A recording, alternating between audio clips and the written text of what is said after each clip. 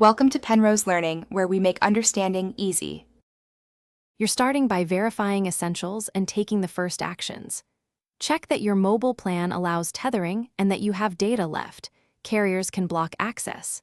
Once confirmed, update the phone's OS and carrier settings, then restart the device so changes apply cleanly. Make sure Power Saver, VPN, and battery optimization are off for the Hotspot app.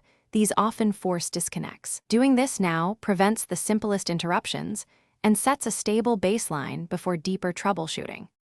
Now you'll focus on network and device-level fixes that stop mid-session dropouts. Switch bands.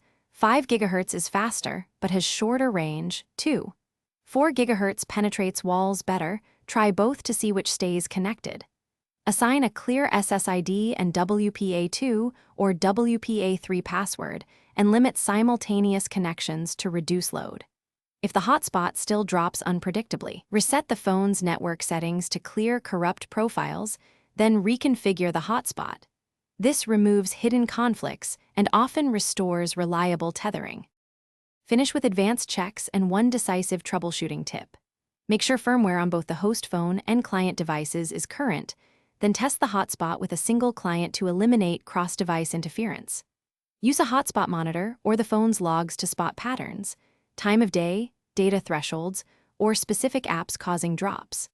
If problems persist, try a different phone or swap SIM cards to isolate whether the carrier or hardware is at fault. If isolated to the carrier, escalate to support with your test results. Thanks for watching. If this was helpful, leave a like and consider subscribing. See you next time.